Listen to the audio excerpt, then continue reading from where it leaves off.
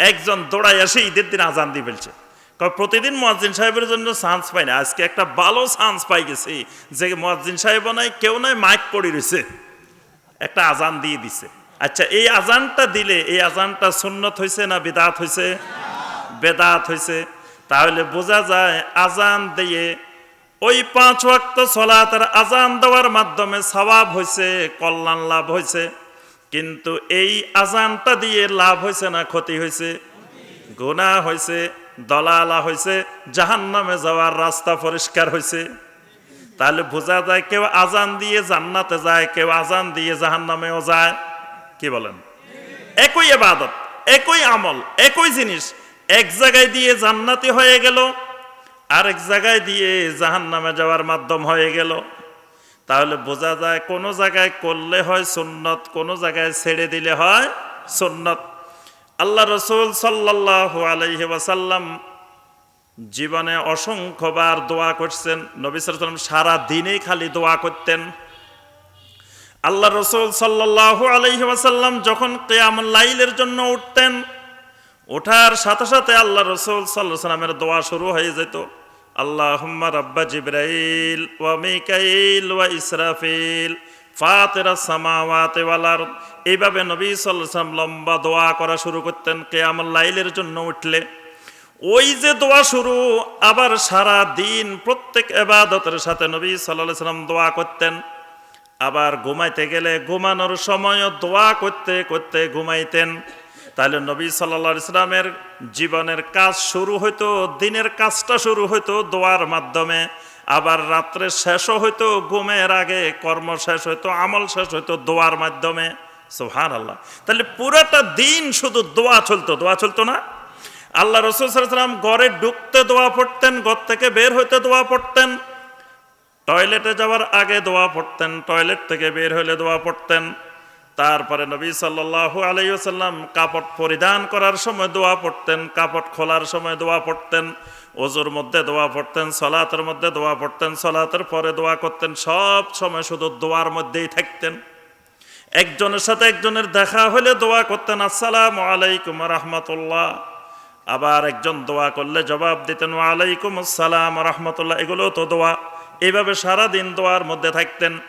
কিন্তু দেখা গেছে কোন জায়গায় দোয়া করার সময় আল্লাহ রাসূল সাল্লাল্লাহু আলাইহি ওয়াসাল্লাম হাত তুলতেন, আবার কোন জায়গায় দোয়া করার সময় আল্লাহ রাসূল সাল্লাল্লাহু আলাইহি ওয়াসাল্লাম হাত তুলতেন না। কি সব দোয়ার মধ্যে কি আল্লাহ রাসূল সাল্লাল্লাহু আলাইহি ওয়াসাল্লাম হাত তুলতেন? সব দোয়ায় তুলতেন? নবী সাল্লাল্লাহু আলাইহি ওয়াসাল্লাম বদরের ময়দানে সাহাবায়ে কেরামকে দাঁড় করিয়ে রেখে সাহাবায়ে কেরাম সহ আল্লাহ রাব্বুল আলামিনের কাছে হাত তুললেন, আয় আল্লাহ, আল্লাহুম্মা আনজিজলি মা ওয়া'আদতানি, আল্লাহুম্মা আতি মা ওয়া'আদতানি, আল্লাহুম্মা ইন তাহলিক হাদিহিল উসাবা লা তু'বাদ। আয় আল্লাহ, আমাদেরকে আপনার ওয়াদাটা পরিপূর্ণ করে দেন। আয় আল্লাহ, আপনি যে ওয়াদা করেছেন সেই ওয়াদার বাস্তবায়ন এই বদরের ময়দানে করে দেন। আয় আল্লাহ, আজকে যদি এই ক্ষুদ্র বাহিনীটি, ক্ষুদ্র দলটি যদি পরাজিত হয়, তো কিয়ামত পর্যন্ত জমিনে আপনার ইবাদত করার মতো কোনো লোক পাওয়া যাবে না। আল্লাহু আকবার। আল্লাহ রাসূল সাল্লাল্লাহু আলাইহি ওয়াসাল্লাম দোয়া করতেছেন, আর উপরের দিকে রাফিয়ান ইয়াদাইহি, আল্লাহ রাসূলের হাত দুটা খালি উপরের দিকে যাচ্ছে, উপরের দিকে যাচ্ছে, পিছনে কাপড়টা পড়ে যাচ্ছে। আবু বকর রাদিয়াল্লাহু তাআলা আনহু বললেন, ইয়া রাসূলুল্লাহ সাল্লাল্লাহু আলাইহি ওয়াসাল্লাম, আপনার হাতটা নামান, আপনার হাতটা নামান, রব্বুল আলামিন আপনার দোয়া কবুল করে নিছেন। সুবহানাল্লাহ। আল্লাহ রাসূল সাল্লাল্লাহু আলাইহি ওয়াসাল্লাম এখানে দোয়া করছেন, বদরের ময়দানে হাত তুলে তুলে করছেন না? আল্লাহ রাসূল সাল্লাল্লাহু আলাইহি ওয়াসাল্লাম খুতবা দিচ্ছেন মিম্বারে দাঁড়িয়ে। একজন সাহাবী এসে বলতেছেন, ইয়া রাসূলুল্লাহ সাল্লাল্লাহু আলাইহি ওয়াসাল্লাম, অনেক দিন বৃষ্টি হচ্ছে না, বৃষ্টি না হওয়ার কারণে আমরা অনেক কষ্ট পাইতেছি, ফসল ফলাদি সব মরে যাচ্ছে, পশুরা কষ্ট পাচ্ছে, পানি নাই, বৃষ্টির জন্য একটু দোয়া করে দেন। আল্লাহ রাসূল সাল্লাল্লাহু আলাইহি ওয়াসাল্লাম মিম্বারের উপরে দাঁড়িয়ে খুতবার মধ্যে আল্লাহ রাব্বুল আলামিনের কাছে দোয়া করলেন দুই হাত তুলে। নবী সাল্লাল্লাহু আলাইহি ওয়াসাল্লাম কি করছেন? দোয়া করছেন। বদরের ময়দানেও দোয়া করছেন। এখন আল্লাহ রাসূল সাল্লাল্লাহু আলাইহি ওয়াসাল্লাম সারাদিন যত দোয়া পড়ছেন, এই দোয়াগুলোর মধ্যে সব জায়গায় হাত তোলেন নাই। যেমন একজন মুসলমানের সাথে দেখা হয়েছে, দেখা হওয়ার পরে বলছেন, আসসালামু আলাইকুম ওয়া রাহমাতুল্লাহ। নবী সাল্লাল্লাহু আলাইহি ওয়াসাল্লামকে কেউ কোনোদিন আগে সালাম দিতে পারেন নাই। তিনি স্ত্রীদেরকে আগে সালাম দিতেন, ছেলে মেয়েদেরকে আগে সালাম দিতেন, সব সাহাবায়ে কেরামকে তিনি আগে সালাম দিতেন। তাহলে সালামটাও তো একটা দোয়া। নবী সাল্লাল্লাহু আলাইহি ওয়াসাল্লাম সালাম দিছেন, কিন্তু সালাম দেওয়ার সময় কোনোদিন আসসালামু আলাইকুম ওয়া রাহমাতুল্লাহি ওয়া বারাকাতুহু এভাবে হাত তোলেন নাই। আল্লাহ রাসূল সাল্লাল্লাহু আলাইহি ওয়াসাল্লাম ঘরে ঢোকার সময় দোয়া করছেন, ঘর থেকে বের হওয়ার সময় দোয়া করছেন, কিন্তু এই দোয়াগুলোর মধ্যে কখনো হাত তোলেন নাই। টয়লেটে ঢোকার সময় দোয়া পড়ছেন, টয়লেট থেকে বের হওয়ার সময় দোয়া পড়ছেন, কিন্তু হাত তোলেন নাই। আল্লাহ রাসূল সাল্লাল্লাহু আলাইহি ওয়াসাল্লাম মসজিদে ঢোকার সময় দোয়া করছেন, দোয়া পড়ছেন, বের হওয়ার সময় দোয়া করছেন, কিন্তু এই দোয়াগুলোর মধ্যেও হাত তোলে নাই। এখন আমি যদি মনে করি হাত তুললে অসুবিধা কি? সুন্নতের কোনো খারাপ দিক আছে? নাই, আলহামদুলিল্লাহ। তাহলে বেদাত কি ভালো জিনিস না খারাপ জিনিস? মাশাআল্লাহ। তা আপনারা তো বয়ান সবই জানেন, ওয়াজ তো সব আপনারাই জানেন, আলহামদুলিল্লাহ। তাহলে বোঝা গেল সুন্নত সব কি ভালো, বেদাত সব কি। তাহলে সুন্নতের যেমন খারাপ কোনো দিক নাই, বেদাতেরও ঠিক এরকম ভালো কোনো দিক কি আছে? তাহলে বোঝা গেল সুন্নত হলো ভালো জিনিস, বেদাত হলো কি খারাপ জিনিস। আচ্ছা, সুন্নতের বিপরীত কি? বেদাতের বিপরীত কি? সুন্নত। তাহলে রাতের বিপরীত কি? দিনের বিপরীত। সুন্দরের বিপরীত জি। আচ্ছা, খারাপ বা অসুন্দর, খারাপের বিপরীত ভালো। তাহলে যেখানে দিন আছে সেখানে কি রাত থাকে? যেখানে রাত আছে সেখানে এখন কি রাত না দিন? এখন রাত। তাহলে এখন দিন নাই, আবার যখন দিন আসবে তখন সেখানে রাত থাকবে না। তাহলে বোঝা গেল রাতের বিপরীত দিন, দিনের বিপরীত রাত। তাহলে দিন থাকলে রাত থাকে না, রাত থাকলে দিন থাকে না। যেই ইবাদতে, যেই আকীদায়, যেই আমলে বেদাত থাকবে সেই আমলে সুন্নত থাকবে না। যেখানে সুন্নত থাকবে সেখানে বেদাত থাকবে না। অর্থাৎ সুন্নত আর বিদআত দুইটা একসঙ্গে একত্রে এক জায়গায় অবস্থান করে না। আচ্ছা, এবার বলেন দেখি তাওহীদের বিপরীত কি? অনেকে বলে না দেখি। তাওহীদের বিপরীত কি?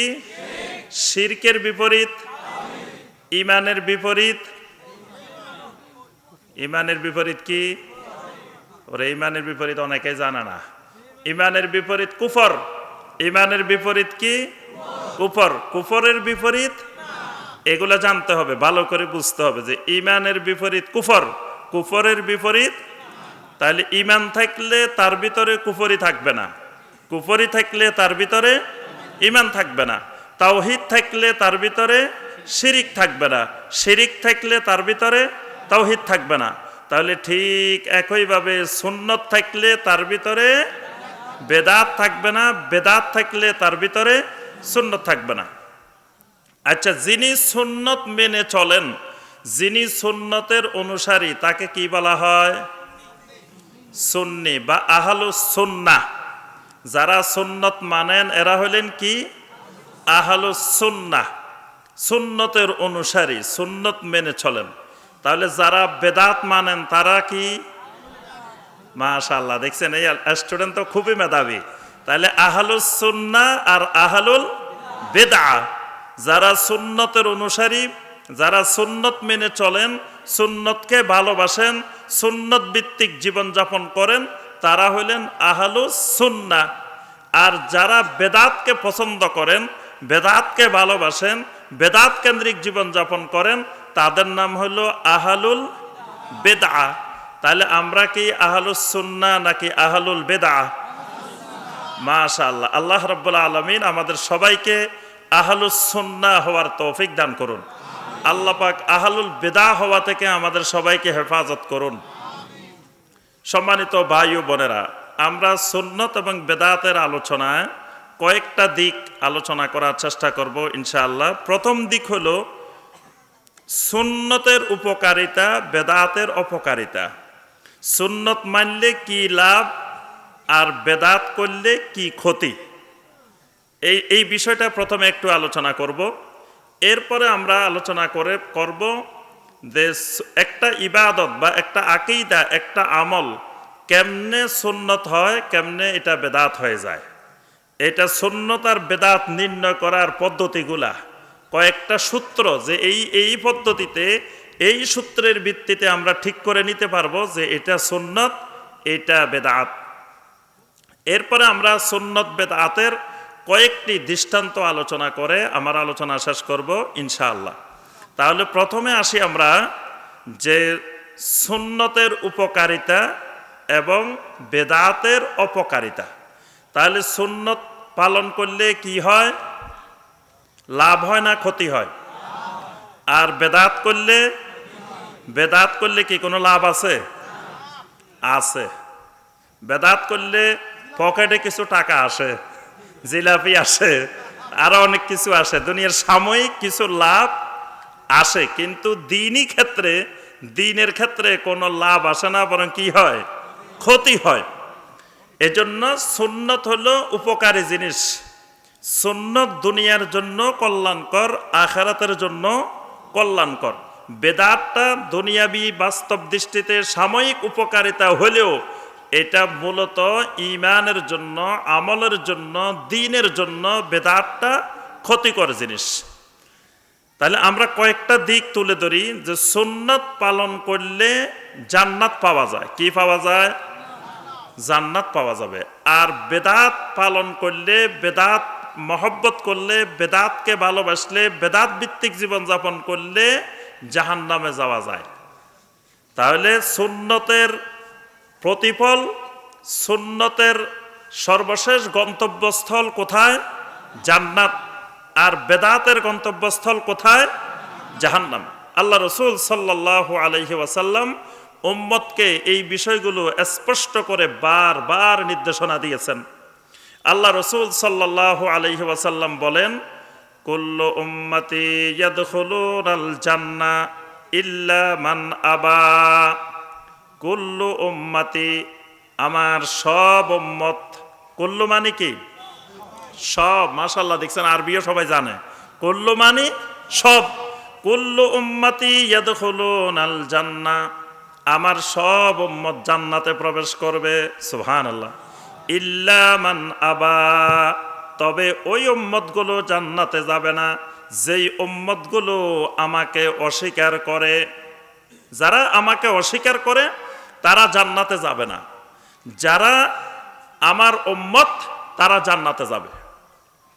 সাহাবায়ে কেরামদের মধ্য থেকে কেউ জিজ্ঞাসা করলেন, ওয়ামাইয়া আবা ইয়া রাসূলুল্লাহ, হে আল্লাহ রসুল সাল্লাল্লাহু আলাইহি ওয়াসাল্লাম, আপনাকে আবার কারা অস্বীকার করে? আপনাকে অস্বীকারী কারা?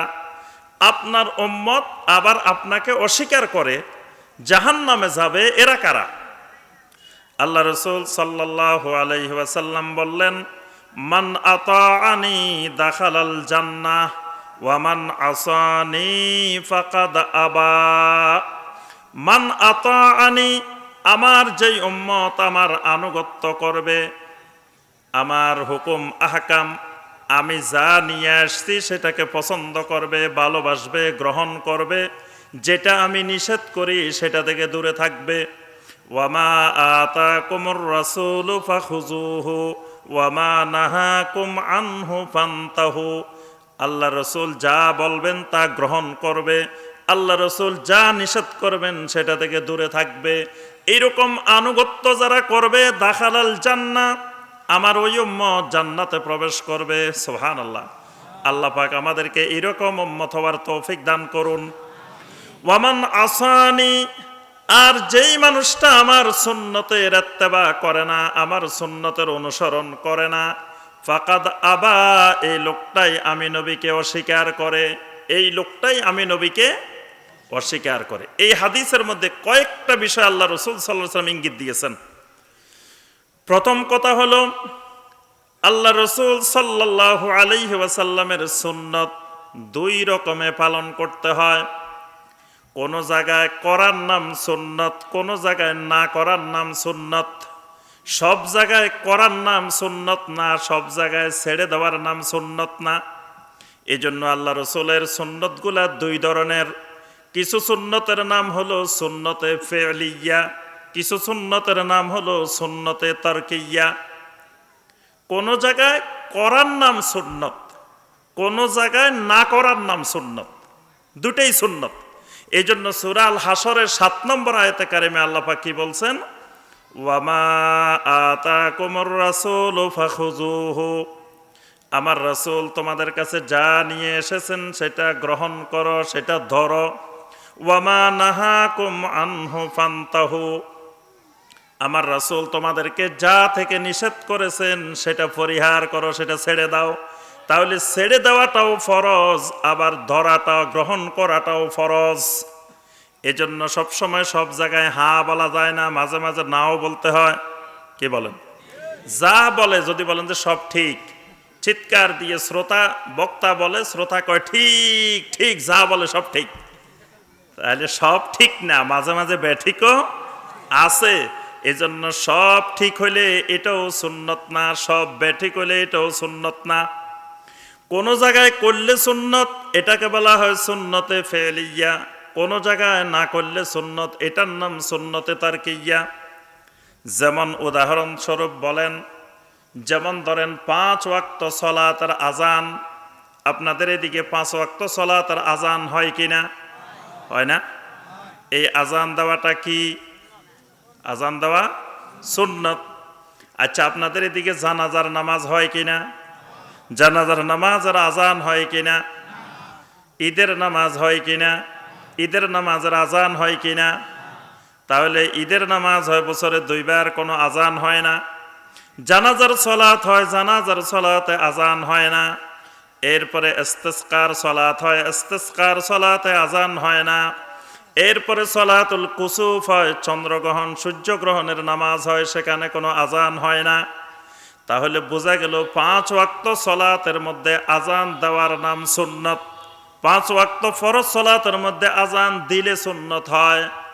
আবার ওই সলাতগুলা ঈদের সলাত, তারপরে জানাজার সলাত, ইস্তিসকার সলাত, কুসুফের সলাত, এই সলাতগুলোতে আজান না দিলে সুন্নত হয়। এগুলোর মধ্যে কি হয়? আজান না দিলে সুন্নত। এখানে দিলে সুন্নত, ওখানে। কেউ যদি বলে এই ভাইজান শুনেন, আজান এত বড় ফজিলতের কাজ, আল্লাহ রসুল সাল্লাল্লাহু আলাইহি ওয়াসাল্লাম মুয়াজ্জিনদের জন্য দোয়া করছেন, আল্লাহুম্মা গফির লিল মুয়াজ্জিনিন, আয় আল্লাহ আপনি আমার উম্মতের মুয়াজ্জিনদেরকে মাফ করে দিন। সুবহানাল্লাহ। একজন কয় সারা বছর মুয়াজ্জিন সাহেবের জন্য আজান দেওয়ার সুযোগ পাই না, আজকে ঈদের দিন মাইক দেখি খালি পড়ে রয়েছে, কেউ আজান দেয় না, আমি একটু আজকে আজানটা দিয়ে ওই মুয়াজ্জিনের ফজিলত রাসূলের দোয়াটা লাভ করে ফেলি।